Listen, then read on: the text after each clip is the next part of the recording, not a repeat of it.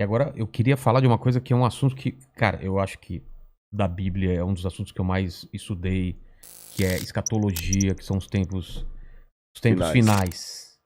O que que tá acontecendo? A gente tá vivendo os tempos finais, há sinais, segundo a Bíblia, proféticos, e a gente não falou dessa pedra Ah, tá. Isso também. aqui é uma coisa simples. Depois eu falo Tá dela. bom. Bom, na verdade, Porque tem esse movimento, né? A claro, pandemia faz parte disso, claro, o anticristo já tá aí. Aliás, a gente tá perto da segunda volta de claro, eu Cristo, acredito que sim. sim? Mas vamos lembrar uma coisa. Quando os discípulos perguntaram para Jesus, que sinal haverá de tua vinda e da consumação dos séculos, do fim do mundo, Jesus falou assim, olha, cuidado que ninguém engane vocês. Porque Primeira coisa que ele já virão, falou. cuidado, virão muitos em meu nome dizendo, eu sou o Cristo, enganarão a muitos. Certamente, isso está em Mateus capítulo 24. Depois, quem tiver uma Bíblia em casa, procure em Mateus capítulo 24. Ele fala o seguinte, certamente vocês ouvirão falar de guerras e rumores de guerras. Não se assustem, ainda não é o fim. Se levantará nação contra nação, reino contra reino. Haverá fomes e terremotos em vários lugares. Mas isso é apenas o princípio das dores. Princípio das dores, exatamente. Então veja bem, guerra tem no mundo desde que o mundo é mundo. É. Fome, a Bíblia fala fome no Egito na época de José. Então não vou falar assim, o mundo está chegando ao fim porque está tendo guerra. O mundo está chegando ao fim porque está tendo fome. Não faz sentido. Mas o Apocalipse coloca alguns elementos que indicavam quando nós estivéssemos chegando próximos ao fim. Embora, nota de rodapé aqui, ninguém sabe o dia nem a hora da volta de Jesus. Tem estupidez. Tentar adivinhar. Não, claro, não podemos isso. Você entendeu? Bom, mas a gente pode saber a proximidade dos tempos em que vivemos. Então tem algumas coisas no Apocalipse que são características do tempo do fim. Exemplo, Apocalipse 11, 19. Diz assim, as nações ficaram iradas. Chegou, porém, o juízo de Deus e o tempo determinado para ele dar o prêmio aos seus santos e aos profetas e o tempo para destruir os que estão destruindo a terra. Ora, na época de Cristo não tinha como destruir a terra. O Apocalipse estava fazendo uma profecia de uma época em que a terra poderia ser destruída por seres humanos, coisa que na época do Apocalipse não tinha como. E ele fala depois das pragas de Deus que iriam cair. Essas pragas não caíram ainda. Mas os vislumbres dela... Não caíram? Não. A peste não é... A do Apocalipse, né? É. Mas os vislumbres delas podem estar já batendo as portas. Quer um exemplo? Quer. Diz que um anjo derramou a sua taça sobre o sol. E foi-lhe dado queimar aos homens com grande fogo. Os homens se queimavam com um intenso calor e blasfemavam o nome de Deus que tinha autoridade sobre essa praga. Olha o problema da camada de ozônio, o efeito estufa, o que está acontecendo com o Sol.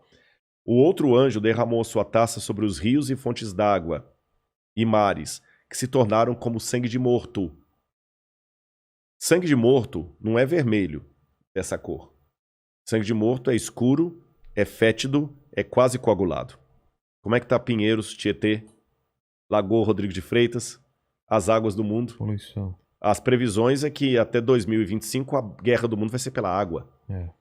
Fala do anticristo, que ia dominar o mundo inteiro de uma maneira algorítmica. Pacífica. Pacífica, porque é um algoritmo.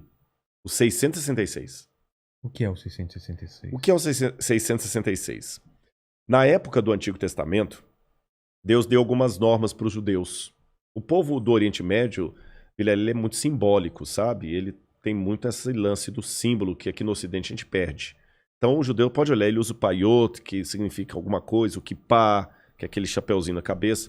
E Deus falou o seguinte, olha, vocês vão pegar a lei de Deus, escrever um resumo da lei de Deus e vão colocar por frontal entre os olhos, numa caixinha aqui, e também na mão de vocês.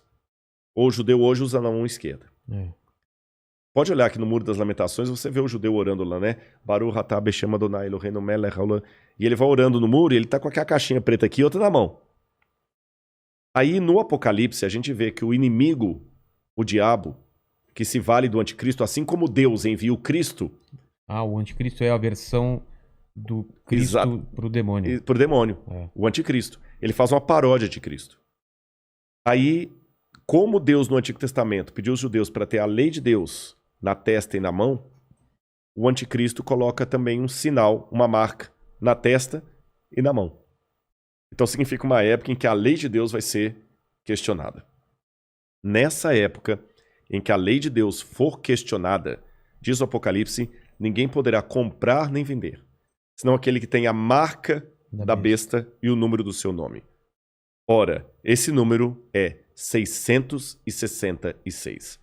Aí muita gente pega isso e fala o seguinte, então vou começar a calcular, Hitler dá 666, o Papa, o Saddam Hussein, Bill Gates, até a Ellen White, que é uma pioneira do Adventismo, ela dá 666, tudo dá 666, né? No grego está o seguinte, aquele que tem entendimento, calcule. E essa palavra calcule no grego ali é a mesma palavra para faça a contabilidade daquilo que o anticristo vai fazer. E o que o Apocalipse deixa bem claro, que o anticristo vai ser a revigoração do Império Romano, que era o inimigo do povo de Deus. E por que 666? Na cultura da Babilônia, o 6 era o número base para você fazer qualquer cálculo. Era um número divino. Tanto é que quando Nabucodonosor ergue uma imagem, ela tinha 60 côvados por 6. 60 por 6. O 6 era um múltiplo divino. E ali você tem o 666, múltiplo de 6. Agora o Apocalipse fala que ele vai controlar a economia. Os povos da terra vão segui-lo. Ninguém vai poder, falando quem pode pelejar com ele. E o que nós estamos vendo agora é um mundo caminhando pela primeira vez na história para uma unificação mundial. De moeda? De tudo. Parece até teoria da conspiração que eu vou falar, mas não é. O mundo está caminhando para uma unificação. Rodrigo, mas nunca. Aqui no Brasil mesmo a gente vê a briga dos de esquerda com os de direita. O pessoal não está entendendo. Essa unificação não significa unificação de mente, mas unificação de propósito. Que é um exemplo que o mundo pode se unir por um propósito, apesar de se odiar mutuamente? A pandemia. Exatamente. O Irã está usando máscara, Israel também está usando máscara. Os palestinos estão jogando foguete lá em Israel, o Hamas, mas o israelense está usando máscara, o palestino também. O egípcio está usando álcool em gel, o iraniano está usando álcool em gel, o americano está usando álcool em gel, o russo está usando álcool em gel, então o Putin está usando álcool em gel. A mesma coisa o presidente do Brasil, o presidente da Argentina, da Venezuela, o mundo parou. Então é possível essa união do mundo inteiro em algumas coisas mesmo. Ela não só é possível, como ela é um caminho sem volta. Por que está falando tanto em criptomoeda? Nós já estamos passando por uma transição do dinheiro. Dinheiro de papel, né? De papel, você entendeu? Dinheiro baseado em tesouro nacional. E o mundo hoje precisa. Isso aqui não é uma defesa do Rodrigo, não é um desejo do Rodrigo. Eu estou falando de uma tendência. Tendência. O mundo precisa se unificar porque existem, Vilela, alguns elementos hoje que estão à solta, como se fossem crianças bagunceiras numa casa cheia de faca, de garfo, de objetos cortantes e letais, sem um adulto para controlar essas crianças. Você jamais faria isso. Quais são as crianças que estão à solta no mundo e precisam de um adulto para controlá-las? Um preceptor, uma babá? Internet. Quem tem domínio da internet? Você na internet você pode encontrar o podcast do Inteligência Ilimitada, mas você também pode encontrar uma fórmula para fazer um coquetel Molotov. O camarada pode assediar você para fazer parte do Estado Islâmico. Quem controla a internet? Nem os Estados Unidos. Não, está na mão de ninguém. Quem controla tráfico de drogas e de armas em nível mundial? Ninguém. Lavagem de dinheiro está aí. O terrorismo está aí e lavam dinheiro. Quem controla bolsa de valores? A economia do mundo não aguenta por mais 20 anos nas mãos da bolsa de valores, que é especulativa. Se cair a bolsa de Tóquio, você nunca foi ao Japão, mas você pode perder o seu emprego e essa casa aqui porque caiu a bolsa de Tóquio. O Bradesco pode falir porque teve um crash na bolsa de Nova York. E a gente viu, essa pandemia viu como nós estamos economicamente vulneráveis. Economicamente vulneráveis. Quem controla o terrorismo mundial? Então esses elementos... mais um. A ecologia. Não quero entrar no debate se a Amazônia é nossa ou não é nossa. O fato é que se a gente não cuidar da Amazônia, o mundo todo se ferra, caramba. Você tá entendendo? Então não tem mais esse negócio assim, é meu. Então hoje a gente precisa de um governo único que com leis mundiais controle a internet, bolsa de valores, que vai desaparecer, o reset está aí, controle a economia, gastos, terrorismo e tudo mais.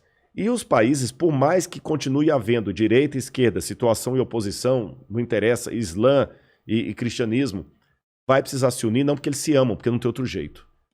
E essa união está muito parecida com o caminho de preparação para o anticristo. Agora, a minha questão aqui não é cair naquela esquizofrenia escatológica de achar agora que qualquer coisa eu tenho que evitar porque senão é a marca da besta. Eu já vi gente, isso aqui é sério, que não quer deixar colocar o revolvinho da temperatura na testa da mão, que aquele é a marca da besta. Calma. Estupidez, não tem nada a ver um negócio desse, gente, tá bom?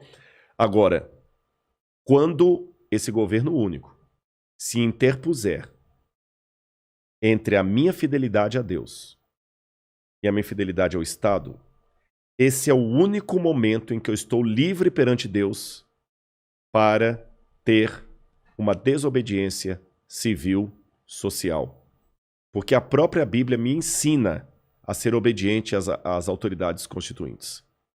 Mesmo quando Nero estava no poder, Pedro escreveu: respeitem as autoridades constituídas. A César o que é de César. Dai César o que é de César. Pague os impostos. Seja um bom cidadão. Que a crise não venha por culpa de vocês. A Bíblia me ensina a ser um bom cidadão. Porém, a própria Bíblia fala: quando o governo der uma ordem, a Bíblia não diz isso explicitamente, diz assim, em termos filosóficos: sim, quando o governo der uma lei que vá contra os mandamentos da lei de Deus, como os companheiros de Daniel na Babilônia, enfrente a morte se preciso for, mas não ceda. Talvez essa seja a diferença de um teólogo apaixonado por Deus e pela Bíblia e alguém que simplesmente é um acadêmico livre.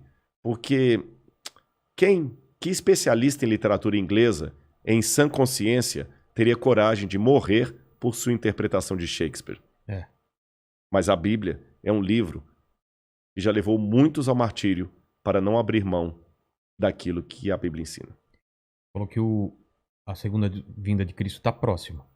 Mas, segundo os eventos, o anticristo chega antes. Chega antes. Ele antecede a volta de Jesus. E já está por aqui?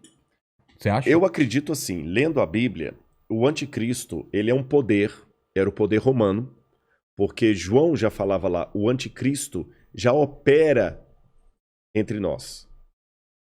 E João fala, muitos anticristos já saíram pelo mundo. Ele só está aguardando aquilo que o detém. Então o anticristo naquele tempo era Roma. Os exegetas veem, a besta era Roma. Só que a Bíblia fala, através do apóstolo Paulo, que havia uma grande apostasia do povo de Deus. Que palavra é essa, apostasia? Eles abandonariam a fé, se uniriam a Roma, e Roma no futuro voltaria travestida de cristã, por isso que é o anticristo, nome que não aparece no Apocalipse, mas aparece nas epístolas de João. Tá. Anticristo, anti em grego, é aquele que toma o lugar de. Então o anticristo é aquele que toma o lugar de Cristo e vai dominar o mundo. Então a minha sugestão para todos é o seguinte, fiquem atentos às propostas governamentais. Qualquer coisa que não infrinja a minha fé naquilo que eu entendo pela Bíblia ser o correto, eu vou seguir. Eu vou me vacinar. Eu não vou ficar caindo em teoria da conspiração. Mas a vacina é uma maneira de aniquilar 1/3 da humanidade. Eu acho que vai ser muito mais fácil eu vou me vacinar. Só não vou tomar a Coronavac, né? Que está questionada aí. Senão eu não posso entrar em Israel. Mas eu vou me vacinar.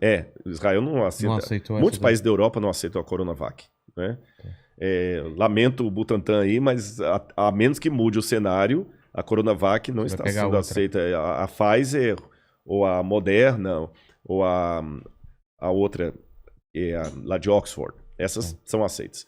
Mas eu vou me vacinar. Você está entendendo? Agora, não vou cair em teoria da conspiração. Agora, o dia que houver uma lei que se interpuser entre a minha fidelidade e aquilo que Deus pediu de mim, aí eu estou disposto a enfrentar até a morte.